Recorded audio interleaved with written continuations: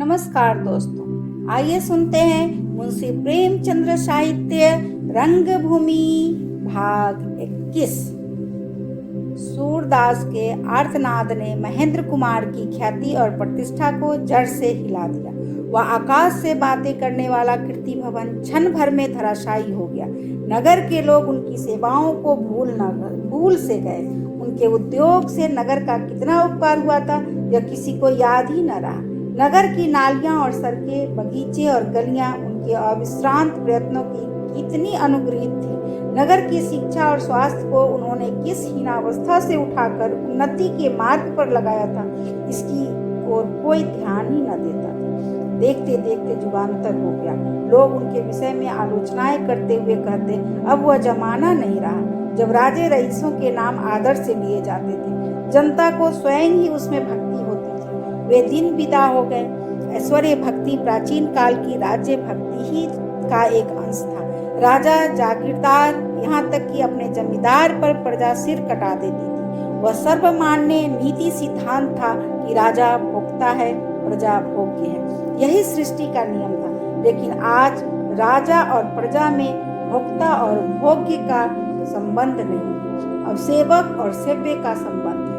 अब अगर किसी राजा की इज्जत है तो उसकी सेवा प्रवृत्ति के कारण, अन्यथा उसकी दशा दांतों तले दबी हुई जीवा की सी है। प्रजा को भी उस पर विश्वास नहीं आता जब जनता उसी का सम्मान करती है, उसी पर न्यौछावर होती है जिसने अपना सर्वस्व प्रजा पर अर्पित कर दिया हो, जो त्याग धान की धनी हो। जब तक कोई सेवा मार्ग पर चलना नहीं सीखता, जनता के दिलों में घर नहीं कर पाता।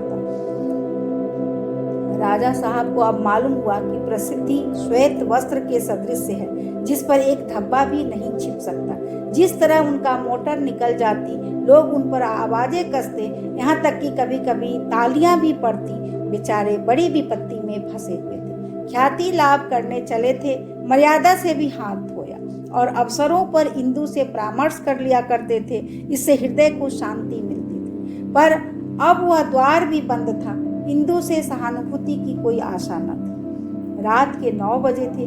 राजा साहब अपने दीवान खाने में बैठे हुए इसी समस्या पर विचार कर रहे थे।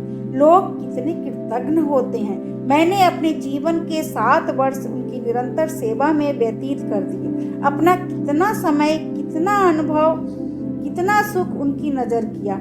इसका मुझे आज यह उपहार मिल रहा है कि एक अंधा भिखारी मुझे सारे शहर में गालियां देता फिरता है और कोई उसकी जबान नहीं पकड़ता, बल्कि लोग उसे और भी उकसाते और उत्तेजित करते हैं। इतने सुव्यवस्थित रूप से अपने इलाके का प्रबंध करता तो अब तक निकासी में लाखों रुपयों की वृद्धि हो गई होती। एक दिन वह था कि जिधर से निकल जाता था लोग खड़े हो कर सलाम करते थे। सभाओं में मेरा व्याख्यान सुनने के लिए लोग उत्सुक रहते थे और मुझे अंत में बोलने का अवसर मिलता था। और एक दिन यह है कि मुझ पर तालियां पड़ती हैं और मेरा स्वांग निकालने की तैयारियां की जाती है। अंधे में फिर भी विवेक है, नहीं तो बनारस के शोहदे दिन दहाड़े मेरा घर लूट लेते। सहसा अर्दली ने आकर मिस्टर क्लार्क का आज्ञा पत्र उनके सामने रख दिया। राजा साहब ने चौंक कर लिफाफा खोला तो अवाक रह गए। विपत्ति पर विपत्ति, रही सही इज्जत भी खाक में मिल गई। चपरासी, हुजूर कुछ जवाब देंगे? राजा साहब, जवाब की जरूरत नहीं। चपरासी, कुछ इनाम नहीं मिला? हुजूर ही। राजा साहब ने उसे और कुछ न कहने दिया, जेब से 1 रुपया निकाल कर फेंक दिया। अर्दली चला गया। राजा साहब सोचने लगे, दुष्ट कोई इनाम मांगते शर्म भी नहीं आती, मानो मेरे नाम कोई धन्यवाद पत्र लाए हैं। कुत्ते हैं और क्या, यह कुछ न दो तो काटने दौड़े, झूठी सच्ची शिकायतें करे। समझ में नहीं आता क्लार्क ने क्यों अपना हुक्म मंसूख कर दिया। जॉन सेवक ने किसी बात पर अनबन हो गई क्या? शायद सोफिया ने क्लार्क को ठुकरा दिया। चलो यह भी अच्छा ही हुआ। लोग यह तो कहेंगे ही कि अंधे ने राजा साहब को नीचा दिखा दिया, पर इस दुहाई से तो गला छूटेगा। उनकी दशा इस समय उस आदमी की सी थी जो अपने मुंह जोर घोड़े के भाग जाने पर खुश हो।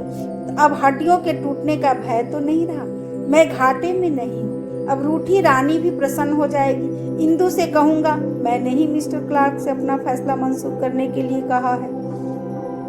वह कई दिन से इंदु से मिलने न गए थे।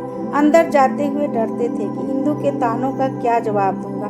इंदु भी इस भय से उनके पास न आती थी कि कहीं फिर मेरे मुंह से कोई अप्रिय शब्द न निकल जाए। प्रत्येक दाम्पत्य कलह के पश्चात जब वह उसके कारणों पर शांत हृदय से विचार करती थी तो उसे ज्ञात होता था कि मैं ही अपराधी हूँ और अपने दुराग्रह पर उसे हार्दिक दुख होता था। उसकी माता ने बाल्यावस्था ही से पतिव्रत्य का बड़ा ऊंचा आदर्श उसके सम्मुख रहा था।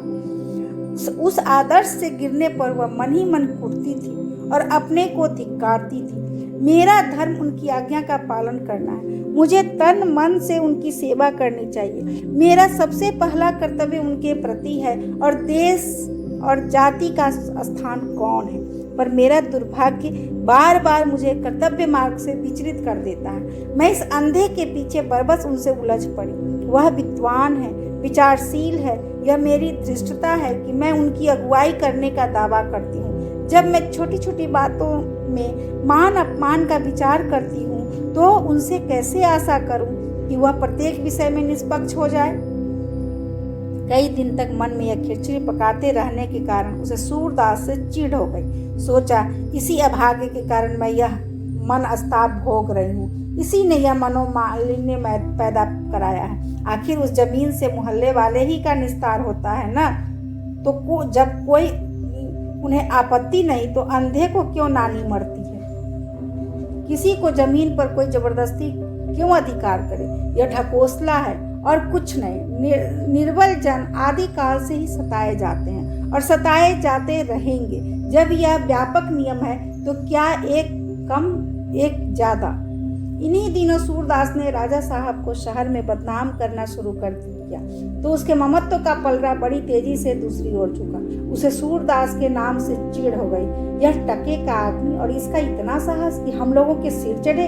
अगर साम्यवाद का यही अर्थ है तो ईश्वर हमें इससे बचाए। यह दिनों का फेर है, नहीं तो इसका क्या मजाल थी कि हमारे ऊपर छींटे उड़ाता। इंदु दीन जनों पर दया कर सकती थी। दया में प्रभुत्व का भाव अंतर्हित है। न्याय ना कर सकती थी। न्याय की भित्ति सामने पर है। सोचती, यह उस बदमाश को पुलिस के हवाले क्यों नहीं कर देते। मुझसे तो यह अपमान न सहा जाता, परिणाम कुछ होता। पर इस समय तो इस बुरी तरह पेश आती कि देखने वाले के रोए खड़े हो जाते। वह इन्हीं कुत्सित विचारों में पड़ी हुई थी कि सोफिया ने जाकर उसके सामने राजा साहब पर सूरदास के साथ अन्याय करने का अपराध लगाया।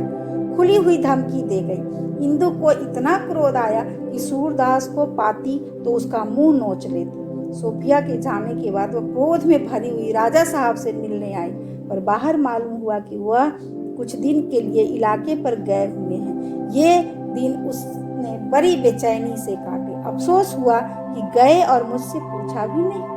राजा साहब जब इलाके से लौटे तो उन्हें मिस्टर क्लार्क का परवाना मिला। वह उस पर विचार कर रहे थे कि इंदु उनके पास आई और बोली, इलाके पर गए और मुझे खबर तक न हुई, मानो मैं घर में हूँ ही नहीं।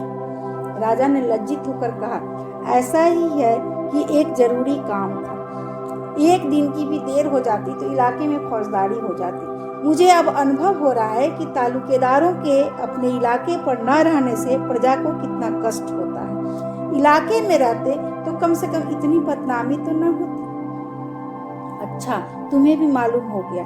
तुम्हारा कहना न मानने में मुझसे बड़ी भूल हुई। इस अंधे ने ऐसी विपत्ति में डाल दिया कि कुछ करते धरते नहीं बनता। सारे शहर में बदनाम कर रहा है। न जाने शहर वालों को इससे इतनी सहानुभूति कैसे हो गई। मुझे इसकी जरा भी आशंका न थी कि शहर वालों को मेरे विरुद्ध खड़ा कर देगा। मैंने तो जब से सुना है कि अंधा तुम्हें बदनाम कर रहा है तब से ऐसी क्रोध आ रहा है कि बस चले तो उसे जीता चुनवा दूं। राजा साहब ने प्रसन्न होकर कहा, तो हम दोनों घूम घाम कर एक ही लक्ष्य पर आ पहुंचे। उस दुष्ट को ऐसा दंड देना चाहिए कि उम्र भर याद रहे। मिस्टर क्लार्क ने इसका फैसला खुद ही कर दिया। सूरदास की जमीन वापस कर दी गई। इंदु को ऐसा मालूम हुआ कि जमीन धंस रही है और मैं उसमें समाई जा रही हूँ। वह दीवार न थाम लेती तो जरूर गिर पड़ती। सोफिया ने मुझे यूं नीचा दिखाया है, मेरे साथ वह कूटनीति चली है। हमारी मर्यादा को धूल में मिलाना चाहती है कि मैं उसके कदम चूमूं। कदापि नहीं। उसने राजा साहब से कहा, अब आप क्या करेंगे? कुछ नहीं, करना क्या है? सच पूछो तो मुझे इसका जरा भी दुख नहीं है। मेरा तो गला छूट गया। और हेटी कितनी हुई? हेटी जरूर हुई, पर इस बदनामी से अच्छी है। इंदु का मुखमंडल गर्व से तमतमा उठा। बोली, यह बात आपके मुंह से शोभा नहीं देती। यह नेकनामी बदनामी का प्रश्न नहीं है, अपनी मर्यादा रक्षा का प्रश्न है। आपकी कुल मर्यादा पर आघात हुआ है, उसकी रक्षा करना आपका परम धर्म है, चाहे उसके लिए न्याय के सिद्धांतों की बलि ही क्यों न देनी पड़े। मिस्टर क्लार्क की हस्ती ही क्या है? मैं किसी सम्राट के हाथों भी अपनी मर्यादा की हत्या ना होने दूंगी, चाहे इसके लिए मुझे अपना सर्वस्व, यहाँ तक कि प्राण भी देना पड़े। आप तुरंत गवर्नर को मिस्टर क्लार्क के न्याय विरुद्ध हस्तक्षेप की सूचना दीजिए। हमारे पूर्वजों ने अंग्रेजों की इस समय प्राण रक्षा की थी, जब उनकी जानों के लाले पड़े हुए थे। सरकार उन एहसानों को मिटा नहीं सकती। नहीं, आप स्वयं जाकर गवर्नर से मिलिए, उनसे कहिए कि मिस्टर क्लार्क के हस्तक्षेप से मेरा अपमान होगा, मैं जनता की दृष्टि में गिर जाऊंगा और शिक्षित वर्ग को सरकार में लेस मात्र विश्वास न रहेगा। साबित कर दीजिए कि किसी रईस की अपमान करना दिलगी नहीं है। राजा साहब ने चिंतित स्वर में कहा, मिस्टर क्लार्क से सदा के लिए विरोध हो जाएगा। मुझे आशा नहीं है कि उनके मुकाबले में गवर्नर मेरा पक्ष ले। तुम इन लोगों को जानती नहीं हो, इनका अफसरी मातहती दिखाने भर की है। वास्तव में सब एक है, एक जो करता है सब उसका समर्थन करते हैं।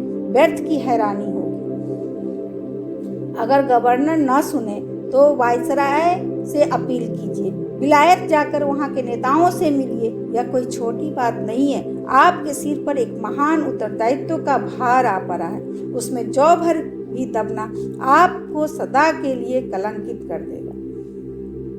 राजा साहब ने 1 मिनट तक विचार करके कहा, तुम्हें यहाँ के शिक्षितों का हाल मालूम नहीं है। तुम समझती होगी कि वे मेरी सहायता करेंगे या कम से कम सहानुभूति ही दिखाएंगे, पर जिस दिन मैंने प्रत्यक्ष रूप से मिस्टर क्लार्क की शिकायत की, उसी दिन से लोग मेरे घर आना जाना छोड़ देंगे। कोई मुंह तक न दिखाएगा, लोग रास्ता कतरा कर निकल जाएंगे। इतना ही नहीं, गुप्त रूप से क्लार्क से मेरी शिकायत करेंगे और मुझे हानि पहुंचाने में कोई बात उठा न रखेंगे। हमारे भद्र समाज की नैतिक दुर्बलता अत्यंत लज्जाजनक है। सब के सब प्रत्यक्ष या अप्रत्यक्ष रूप से सरकार के आश्रित हैं। जब तक उन्हें मालूम है कि हुक्काम से मेरी मैत्री है, तभी तक मेरा आदर सत्कार करते हैं। जिस दिन उन्हें मालूम होगा कि जिलाधीश की निगाह मुझसे फिर गई, उसी दिन से मेरे मान सम्मान की इति समझो। अपने बंधुओं की यही दुर्बलता और कुटिल स्वार्थ लोलुपता है जो हमारे निर्भीक, सत्यवादी और हिम्मत के धनी नेताओं को हताश कर देती है। राजा साहब ने अपने हीले हवाले किए, परिस्थिति का बहुत ही दुराशापूर्ण चित्र खींचा, लेकिन इंदु अपने ध्येय से जौ भर भी न टली। वह उनके हृदय में उस सोए हुए भाव को जगाना चाहती थी जो कभी प्रताप और सांगा, टीपू और नाना के नाम पर लहालोट हो जाता था। वह जानती थी कि वह भाव प्रभुत्व प्रेम की घोर निद्रा में मगन है, मरा नहीं। बोली, अगर मान ले कि आपकी सारी शंकाएं पूरी हो जाए, आपका सम्मान मिट जाए, सारा शहर आपका दुश्मन हो जाए, हुक्काम आपको संदेह की दृष्टि से देखने लगे, यहाँ तक कि आपके इलाके के जब्त होने की नौबत भी आ जाए, तब भी मैं आपसे यही कहती जाऊंगी, आप अपने स्थान पर अटल रहिए। यही हमारा क्षत्रिय धर्म है। आज ही यह बात समाचार पत्रों में प्रकाशित हो जाएगी और सारी दुनिया नहीं तो कम से कम समस्त भारत आपकी ओर उत्सुक नेत्रों से देखेगा कि आप जातीय गौरव को कितने धैर्य, साहस और त्याग के साथ रक्षा करते हैं। इस संग्राम में हमारी हार भी महान विजय का स्थान पाएगी, क्योंकि वह पशु बल की नहीं, आत्मबल की लड़ाई है। लेकिन मुझे तो पूर्ण विश्वास है कि आपकी शंकाएं निर्मूल सिद्ध होगी। एक कर्मचारी के अन्याय की फरियाद सरकार के कानों में पहुंचाकर आप उस सुदृढ़ राजभक्ति का परिचय देंगे, सरकार की उस न्याय रीति पर पूर्ण विश्वास की घोषणा करेंगे जो साम्राज्य का आधार है। बालक माता के सामने रोए, हट करे, मचले, पर माता की ममता क्षण मात्र भी कम नहीं होती। मुझे तो निश्चय है कि सरकार अपने न्याय की धाक जमाने के लिए आपका और भी सम्मान करें। जातीय आंदोलन के नेता प्रायः उच्च कोटि की उपाधियों से विभूषित किए जाते हैं और कोई कारण नहीं कि आपको भी वही सम्मान न प्राप्त हो।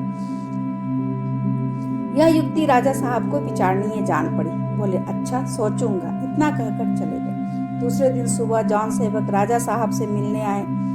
उन्होंने भी यही सलाह दी कि इस मुआवले में जरा सा भी दबना नहीं चाहिए। लड़ूंगा तो मैं, आप केवल मेरी पीठ पर ठोकते जाइएगा।